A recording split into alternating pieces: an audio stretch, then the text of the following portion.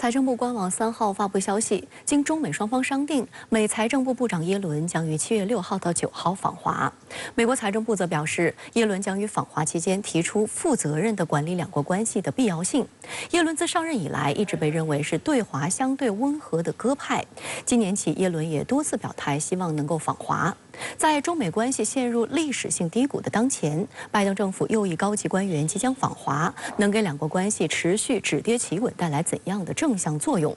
但美媒爆料，拜登政府将祭出行政令，进一步打压中国的高科技产业，这又会给耶伦此行带来哪些不确定性？来看看报道。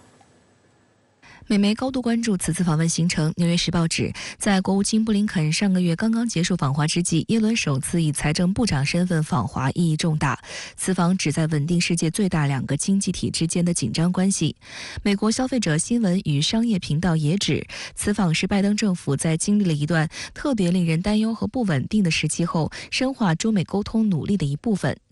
美财政部一名官员表示，拜登政府致力于推动世界上两大经济体之间的沟通，并且稳定中美两国关系。耶伦此行的目的就是深化和加强美中之间的沟通频率。报道称，耶伦预计将与中国高级官员以及美国企业会面，并与中国民众进行深入沟通。在行程安排上，耶伦预计于中国停留4天，相比布林肯不到48小时的闪电式访问，外界认为耶伦的中国行将达成更加积极的成果。2021年1月，耶伦宣誓就任美国第78任财政部长。自上任以来，耶伦多次表态希望加强同中国的接触。他也被认为是拜登任内对华相对温和的鸽派。作为一名训练有素的经济学家，耶伦深知中国对于美国经济金融体系的重要性。即便在美国政治圈掀起反华脱钩之风之际，耶伦也多次公开强调中美加强沟通的重要性，并明确反对对华脱钩。因此也被认为是拜登政府内更加务实理性的高级官员。今年1月18号，耶伦与时任国务院副总理刘鹤在瑞士苏黎世会面，这也是拜登政府上任后中美高层的一次难得的面对面接触。在约3小时的会晤中，双方围绕落实中美元首巴厘岛会晤重要共识，就全球和两国宏观经济金融形势、应对全球共同挑战等问题交换意见。中方还欢迎耶伦今年访华。此后，耶伦多次释放期待访华或即将访华的信号。6月底在法国召开的新全球融资契约峰会上，耶伦在发言中还特地提到出席此次会议的国务院总理李强。耶伦在讲话中表示，很高兴与包括李强总理在内的世界各地的同事们分享这个舞台。作为世界上最大的两个经济体，中美双方有责任在全球问题上共同努力。外界认为，耶伦此举本质上用另外一种方式表达对中国的重视，并寻求发展中美经贸关系。6月28号，耶伦也对美媒表示，非常希望与中国新一届领导班子进行面对面沟通。We really welcome and want to have a healthy economic relationship, and we think it's generally beneficial. We have disagreements. My hope in traveling to China is to reestablish contact. There are a new group of leaders. We need to get to know one another. 但至于沟通将会达成怎样的成果，美媒则引述美国财政部的话，为此访降低预期。美国有线电视新闻网称，虽然对话将是建设性且坦率的，但预计不会有重大突破。对于耶伦即将开启的访华行程，北京大学国际战略研究院创始院长、国际关系学院教授王吉思和复旦大学国际问题研究院院长、美国研究中心主任吴新博在第11届世界和平论坛上表示，中美高级官员进行面对面沟通十分重要，期待此行能够取得积极进展。I think both sides will mainly focus on macroeconomic issues about Chinese economy, about the U.S. economy, and about the world economy, and they may agree to set up some working mechanism down the road to continue this dialogue. 我认为双方的财政部门都会想办法去克服一些政治上的障碍，而务实的去推动两个国家金融和财政方面的合作。值得一提的是，耶伦曾在今年4月于约翰霍普金斯大学发表演说，这份演说被认为是对拜登政府对华经贸政策的最为系统性的总结。演说的核心观点十分明确，一方面，美国将维护国家安全利益以及盟友和伙伴的安全利益，但另一方面，美国寻求与中国建立健康的经济关系，并寻求合作应对全球的共同性挑战。此后，拜登政府内的一众高级官员的公开表态几乎都延续了这一论调。6月13号，耶伦在美国众议院的一场听证会上表示，他不认为遏制中国经济发展符合美国的利益，但同时，美国对于国家安全有所顾虑也是合理的。De-risk, yes. Decouple, absolutely not. 不过，近期去风险已然成为拜登政府高层对华政策的热词。6月28号，刚刚结束访华行程不久的布林肯在纽约的外交关系委员会发表讲话时表示，阻止中国获得可能被用来伤害美国的技术，符合美国的利益。因此，美国正在实施非常具有针对性、范围非常狭窄的管控措施。7月1号，美国中央情报局局长伯恩斯也表示，对美国来说，与中国脱钩是愚蠢的，但美国应该去风险，以实现供应链多元化。纽约时报指，耶伦此次访华行程意图向中国证明，美国减少对中国依赖并保护国家安全的行动，并不等同于脱钩，而只是在去风险。华盛顿邮报则指出，中美之间很可能因为去风险一词而再起争执。事实上，美国政府正在酝酿对华的新一轮去风险举措。彭博社指，美国政府打算寄出一项行政命令，内容是管制甚至是停止美国在中国的特定投资项目，涵盖半导体、人工智能、量子运算等诸多高科技领域。报道指，拜登政府酝酿此举已有2年之久。相关行政令很可能在7月下旬出台，而这也将进一步损害中美关系。今天是世界和平论坛的最后一天，中美关系依旧是绕不开的焦点话题。除了涉及美国财长耶伦本周访华的话题，分论坛上还对谈论到美国国会日前通过所谓议案，不再承认中国的发展中国家地位。中国前驻美大使崔天凯就在会上明确表示，对中国来说，发展中国家是一个政治身份，而不是经济身份。他还针对布林肯近期美国将继续做中方不喜欢的事，说中方不喜欢的话的有关言论称，其实中国从没有指望美国说的话做的事会让中国喜欢，中国也从未承诺会说会做美国喜欢的话和事，但关键是双方需要找到真正相互尊重、实现和平共处的办法。崔天凯表示，希望未来中美关系的走向是对两国有利，对世界有利。要达成这样的关系，需要两国有共同的政治意愿，而不是我赢你输、你死我活的零和心态。要在目标和路径上有共识，才能共同努力去实现。所以现在美方的同事经常讲，现在我们需要护栏 guardrail。我始终对这个说法有一定保留，因为我觉得如果两国关系行进在错误的轨道上，你这护栏有什么用？我们首先确保两国关系行进在正确的轨道上，你这护栏才能起作用。中美关系专家卡内基国际和平基金会副会长包道格则表示，经过近期的一系列高层接触，期待中美关系能够重回正轨。Well, I think the right approach has been now taking place with Secretary Blinken's visit and the arrangement for the upcoming visits of responsible officers from the two governments to deal with the issues. So I think, the proper framework has been set. The question now is to move ahead and implement those opportunities and to express our different views about some issues. 相关话题来连线特约评论员孙兴杰。孙先生您好。中日韩合作秘书处举办的中日韩合作国际论坛在青岛举行，中央外办主任王毅出席论坛并发表主旨讲演。您对此有何观察？本届论坛的举办还是非常有意义的，是2020年以来首次线下举办，也是时隔4年呢再次在中国举办。疫情防控平稳阶段之后呢，各种的交往活动逐步恢复，中日韩之间的合作也需要重归正轨。当然呢，我们看到在最近一段时间，日韩对华政策出现了很大的偏离，中日双边关系呢面临着一系列的挑战和障碍，日韩两国外交明显选边站，甚至试图通过阵营化外交来谋求本国利益。王毅在致辞中强调，我们尊重日韩同世界各国发展关系，但是任何关系都不能用于遏制甚至围堵身边的近邻。我想这显示了中国的大度以及自信。在中美关系框架之下，日韩两国似乎没有谋求自主性，而是尾随美国之后，甚至在一些议题上呢充当了马前卒。但是一个国家的外交终归还是要建立在自主基础之上。就像王毅所说的，只有独立自主的国家才能够把握更多的主动，赢得国际尊重。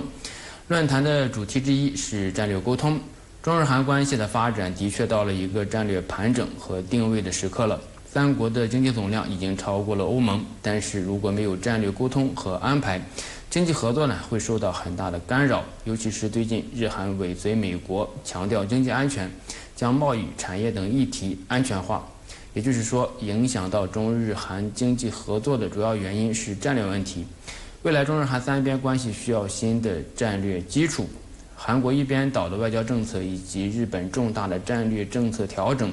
显示出东亚地区存在阵营化的力量和意图。但是中亚终归已经走出冷战，不仅中日韩三国相互依赖，更重要的是呢，中日韩三国深度的嵌套在全球体系之中。这就意味着日韩的对华政策影响的不只是中国，而是区域性乃至是全球性的。随着中外交互动加强，中美外交高层的互动呢，日韩态度也在发生变化。日本首相岸田文雄表示有意访华。最近韩国媒体也有一种声音说，韩国自己顶在对华关系的第一线，结果回头一看呢，美日早就不见了。上个世纪70年代发生的约定外交也有可能或者正在发生。其实这是由中日韩关系结构决定的，更取决于日韩在多大程度上有战略自主的意识和努力。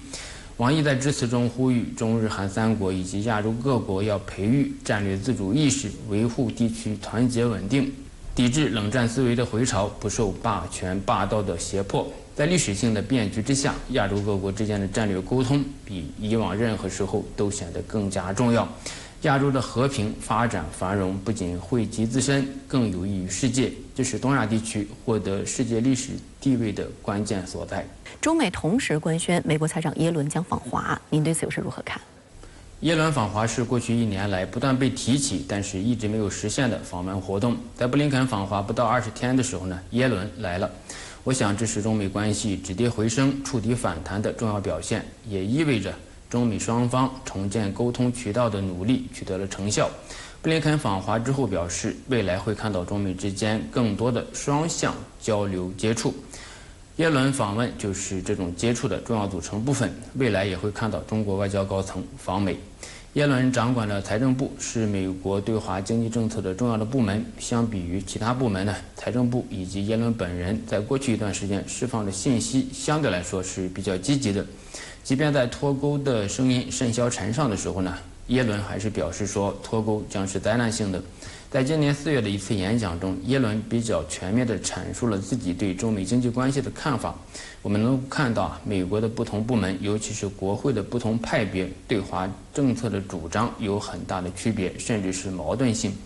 耶伦并不是对华政策的鸽派，而是务实派。随着中美双方重建接触，耶伦的声音以及政策主张可能会成为拜登政府的主流。耶伦的访华行程其实也是落实中美元首巴厘岛会晤的共识。当时达成的一项共识就是同意两国财经团队就宏观经济政策、经贸等问题开展对话协调。耶伦本人不断释放出希望与中国新一届政府的对口领导人举行对话的信息。此次访华也是为中美财经高层相互了解、寻求合作提供机会。中美关系因为气球事件而出现了比较大的波折，管控分歧、避免误判显得尤为重要。无论是布林肯访华还是耶伦访华，首要的目标就是缓解中美关系的紧张气氛，充分沟通交流彼此的意图和目标，避免误判导致的竞争升级为对抗，甚至是冲突。其次呢，耶伦访华也有助于中美双方就经济和安全问题进行充分的交流。中国统筹安全和发展2大事项，美国呢则将安全价值观和经济合作进行平衡。这既是中美两国可能进行竞争的事项，也可以成为两国进行沟通交流的领域。耶伦在4月的演讲中的基本观点就是保持美国国家安全和价值观的基础之上进行有益的经济合作，但是如何进行平衡并不是容易的事情。虽然耶伦一再表示将安全的议题进行严格的限制，不损害市场竞争，但是这个并没有多大的说服力。而布林肯以美国只是将中国4800万个企业中的1000个列入实体清单，来说明美国并没有泛化安全，更是偷换概念。最后，耶伦和布林肯脚前脚后来访，表明中美高层缓和关系、管控分歧、寻求合作的意愿是明确的。习近平主席在会见布林肯时强调指出，相信两个大国能够排除万难，找到相互尊重、和平共处、合作共赢的正确相处之道。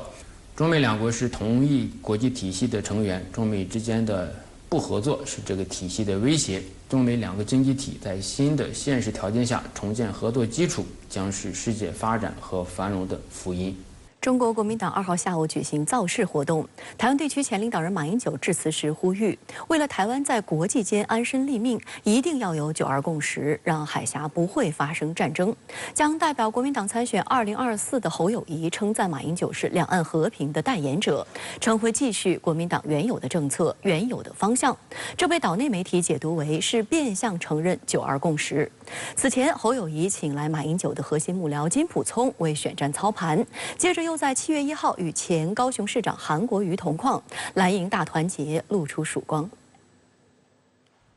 中国国民党台北市党部2号举办2024台湾地区领导人及民代候选人造势大会，侯友宜及台北市选区的民代参选人赖士葆、王宏威等与会，马英九、朱立伦、郝龙斌应邀出席，展现蓝营团结气势。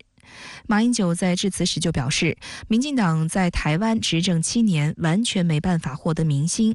老百姓日子过得不好，无论是民生、外事、经济、两岸关系都明显倒退，能源政策没有结果，多次缺电、断电，暴力犯罪及诈骗大增，这样的当局令人无法忍受。马英九还痛批，民进党性骚扰案层出不穷，爆出一连串不伦恋，连防疫指挥官外遇生女，不仅没有辞职，还可以升官，简直成了一个桃花党。对于两岸关系，马英九表示，蔡英文提出的所谓大陆与台湾互不隶属的两国论，明显违反台湾现行限制性规定。台湾跟大陆的关系是在一个中国原则下的两个地区，不是两个国家英雄战危的结果，应该废弃。马英九指出，台湾想要安身立命，一定要有9·2共识，让两岸不会发生战争。我们说9·2共识不是乱讲的，是真正有用的，真正能够让我们在国际上走出去的。我们跟大陆的关系在一个中国底下，两个地区，不是两个国家。侯友宜就回应，没有和平安全，一切都是空谈。中国国民党要扛起责任，让两岸和平繁荣永续走下去，这要靠大家团结一致。我有责任扛起两岸的稳定，我会继续国民党原有的政策、原有的方向。和平永远是我们最佳的选项，是我们这一次选举最重要的主轴。今年的选举，和平跟战争代表着这是一个选择。侯友宜日前表示，两岸就像一家人。此前他也曾经表示过反对台独，讲过两岸同文同种。对此，国台办发言人朱凤莲6月28号曾回应称，多年来中国共产党与中国国民党在坚持9·2共识、反对台独的共同政治基础上，增进两党政治互信，推动两岸关系和平发展，取得丰硕成果。希望岛内各界与我们相向而行，坚持体现一个中国原则的9·2共识，加强对话交流，共同维护台海和平稳定，推动两岸关系和平发展。虽然侯友宜此次依旧未提9·2共识4个字，但强调会遵循国民党和马英九的政策，也被岛内媒体解读为是变相承认9·2共识。国民党的传统2大论述的基柱，一个就是两岸问题，另外一个就是核电问题，而这2个呢，侯友宜都没有算积极表态。所以面对马英九，他就告诉你9·2共识要怎么用，这个是侯友宜必须面对的问题。因为当你自己认为说我这样避谈9·2共识，或者是我减少所谓传统国民党论述的时候，那可以拿到所谓中间的选票。那从事实证明，民调是最科学的嘛，不断在打脸这样的一个决策。所以因此，我认为侯友宜还是必须调整他的策略了。历经2个月的调整后，侯友宜上周请出马英九的核心幕僚金溥聪为选战操盘。接着，在7月1号黄复兴党部活动上，侯友宜又与前高雄市长韩国瑜同框，两人一碰面就热情握手，坐在一起交头接耳，互动热络，试图破除不合传言。侯友宜在致辞时说，上次战役让韩国瑜身心俱疲，一定要汲取教训，不断反思检讨，这被认为是在变相道歉。市长邵康兄帮我说了很多好话，在每场战役里面，我们觉得我们做的不够多、不够好，我们都要不断的去省思，才不会在上一次的战役里面让韩国瑜也身心俱疲，立即希望把它赢回来，但是我们没有做到，一定要汲取这样一个教训。活动期间，镜头捕捉到侯友宜趁韩国瑜致辞时，悄悄移动韩国瑜的座位靠向自己，试图拉近两人距离，被外界调侃侯友宜。不过，台媒还注意到，韩国瑜慷慨激昂进行致辞，却未提侯友宜3字。他与黄复兴党部主委纪凌莲致辞时，都没有明确说出支持侯友宜的话。台湾联合新闻网提到，4年前韩国瑜代表国民党参选，国民党中央党部要求党籍县市长担任联合竞选总部主委，但侯友宜却以市政优先为由拒绝，两人自此结下心结。对此，中国国民党主席朱立伦回应说，他们彼此相谈甚欢。他表示，蓝军期待团结。韩国瑜是国民党非常忠贞的党员，一直强调全力支持国民党提名的侯友宜，他们也都保持密切联系。越多的球迷支持我们这个球队能够打得好，才是最重要的。侯友宜近期民调输给对手赖清德、柯文哲，掉到3人最后，外界认为其原因与蓝营内部整合有关。因此，国民党内有人盼侯友宜尽快与韩国瑜见面，并获得韩国瑜的支持。对此，台湾资深媒体人战斗蓝发起人赵少康表示，两人同框意义非常重大。能够把蓝军整合起来啊，民调起码是25%了，往30%去发展，35%去发展。侯友宜跟韩国瑜同框意义非同小可。在今天同框以后，蓝军能够归队。不少岛内网民，尤其是韩国瑜的粉丝认为，侯韩会无法消除他们对侯友宜的嫌隙与不满。许多人都批评侯友宜诚意不足，自始至终没有明白道歉。不过，走出这一步总是好事。最新网络投票显示，48%的网友认为韩国瑜对侯友宜的民调会有帮助。我是认为啦，因为这种场合不多啊，能够这样子大家坐下来谈、吃饭、谈笑风生，然后展现所谓国民党内部这几个巨头的团结啊，本来就不多，所以侯友宜真的要好好掌握。不过整体来讲，有一点模糊焦点，要大加分不容易啦哈，能够小加分而不扣分啊，某种程度就算侯友宜赚到了。相关话题来连线特约评论员刘和平，刘先生您好。马英九在出席侯友宜竞选台湾地区领导人造势大会时表示，我们与大陆的关系是一个中国底下的2个地区，不是2个国家。您对此如何看？根据马英九昨天的言行，我可以做出这么3个基本的判断。第一个是，此前曾经5次辅佐马英九胜选的金溥聪，再度出山担任侯友宜竞选总部的操盘手，应该不是个人的独狼行动，而是跟马英九有默契的，是属于马金2人再度联手力挺侯友宜。第二，马英九与金溥聪再度联手挺身而出，不仅仅是为了挽救侯友宜的选情，也不仅仅是为了挽救再度陷入低谷的中国国民党，而是为了挽救自己开创的两岸路线，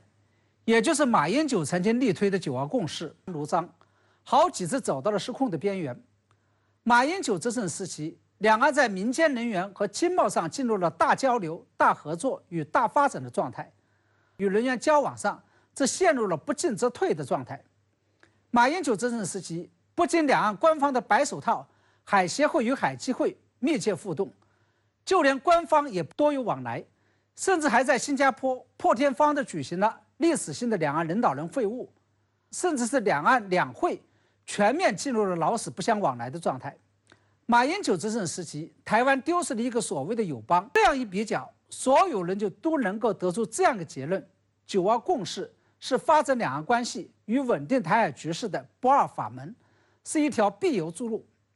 而在我看来，给岛内选民听的，更是讲给在9·2共识问题上不置可否的国民党参选人侯友宜听的，是为了告诉侯友宜，我取得成功的密码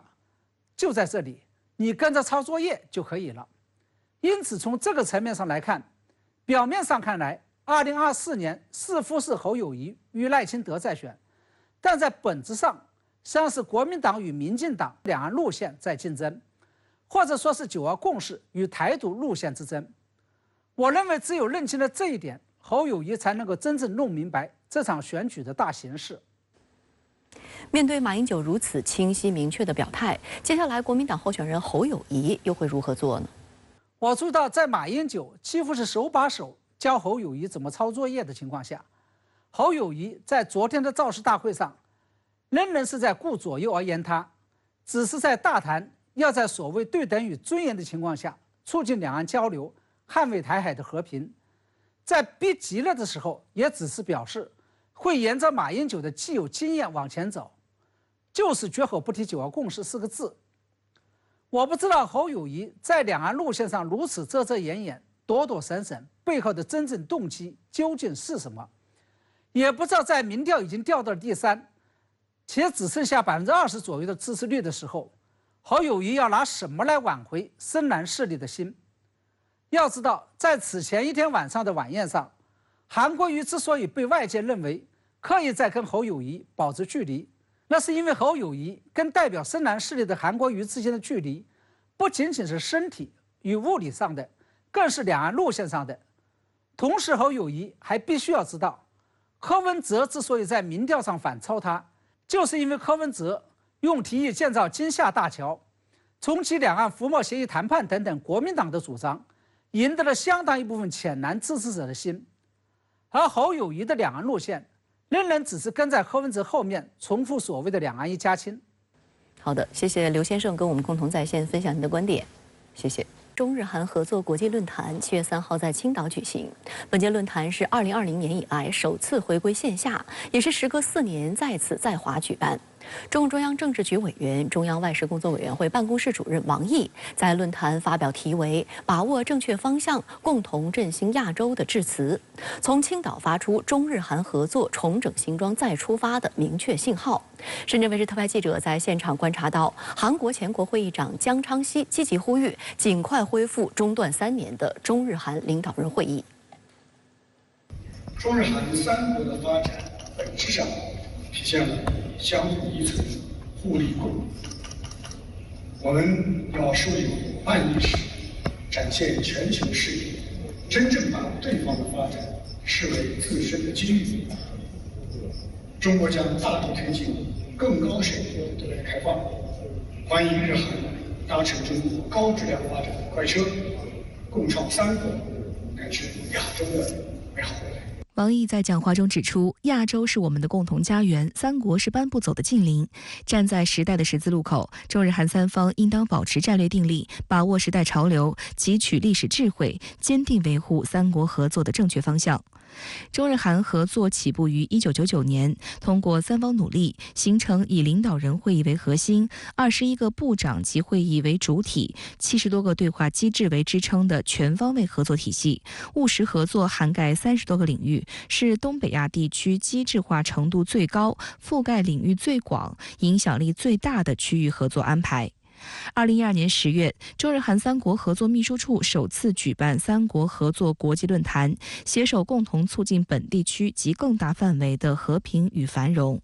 王毅回顾说，20年前中日韩发表了第1份联合宣言，宣言指出，3方合作旨在促进发展，加强东亚合作，维护地区乃至世界的和平与繁荣。这是3国合作的初心和肩负的使命。3国合作正是秉持这份初心和使命，从无到有，从小到大，逐步成长为本地区最具影响力的次区域合作机制，为3国和亚洲的现代化发展提供了重要的动力。但是这种局面正在面临挑战，个别域外大国为了谋求地缘私利，刻意宣传意识形态的差异，编织各种排他性的小圈子，试图以对抗取代合作，以分裂取代团结。王毅指出，如果放任这一趋势发展，不仅严重干扰三国合作的顺利推进，也将不断加剧地区形势的紧张对立。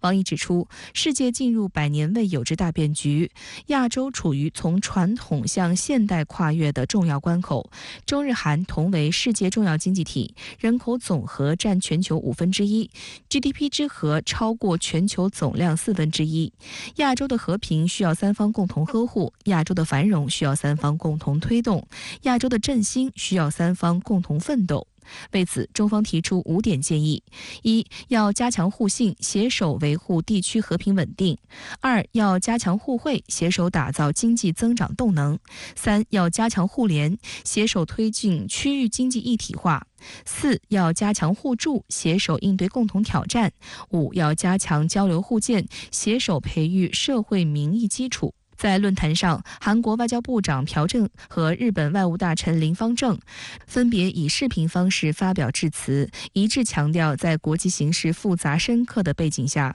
三国更要加强沟通，增进互信。 그런가 하면 중국의 대문호 루시는 단편 고향에서 다음과 같이 썼습니다. 희망은 땅 위의 길과 같은 것이다. 땅 위에는 본래 길이 없었다. 걸어가는 사람이 많아지면서 곧 길이 된 것이다. 한일중 3국도 상호 교류와 신뢰를 쌓으면서 새로운 미래 협력을 위한 큰 길을 함께 만들어 나가길 바랍니다. 韩国外交部长朴正表示，韩国将为重启三国合作机制做出努力，并在讲话中向王毅发出邀请，称如果访问首尔，我们一起攀登北汉山，并下山品尝炸酱面。随后，王毅对此邀请表示感谢，并回应称，我也再次邀请他到山东一起登泰山，登泰山观天下，拓展我们的视野，明确我们努力的方向。 日本外务大臣林芳正则回顾中日韩三国合作所涉及的众多領域，稱中日韓對確保東亞地區的和平與繁榮負有共同責任。日本政府として今後も日中間協力事務局が3カ国協力の重要性をあまねく各国の各層に浸透させ、日中間協力をさらに活性化させるという重要な役割を果たされることを期待するとともに。 引き続きその活動を支援していく考えです。 现场聆听王毅与日韩外长致辞后，与会者山本尚子告诉深圳卫視記者，他認為這是一次精彩而有意義的會議。 中国と韓国と日本っていうのは隣同士の国で長い歴史を持っていて、いろんな関係が深いけれども。 さまざまな課題も抱えている隣国同士の中で世界的に共通の課題について三国でどういうふうに解決してまたそれを世界に発信していくかでそれを通じて三国の絆を深めていくより良いものにしていこうというエネルギーにあふれた会議だと思います。 我们注意到，韩国前国会议长江昌熙大篇幅的呼吁恢复三国领导人会议。他引用唐朝诗人王之涣的诗句“欲穷千里目，更上一层楼”，称三国相互信任，集思广益，一定能更上一层楼。 2008年开始，中日韩领导人会议每年在三国轮流举办。上一次中日韩领导人会议于2019年12月在中国成都举行，但2020年开始，因日韩关系恶化及新冠疫情等诸多原因，会议已连续中断3年。中国外交部发言人汪文斌今年3月时表示，中方一贯积极参与三国合作，支持中日韩合作主席国韩国有关举行三国领导人会议的提议，愿就此与韩日保持沟通协调。4月，第1届中日韩展望对话会在中国厦门举行，三国与会者一致认为有必要尽快重启中日韩领导人会议。5月7号，日本首相岸田文雄与韩国总统尹锡悦会談，雙方均強調重啟中日韓領導人會議的急迫與重要性。 隣人の国の平和と人々の幸福のためにさまざまな形で対話をしていくことは重要だと思います。ただそれがさまざまな事情でいつでもスムーズに行われるわけではない。ただ今日のお話ですとここに集った人たち民間の人たちも含めてさまざまな困難を一緒に乗り越えていこう。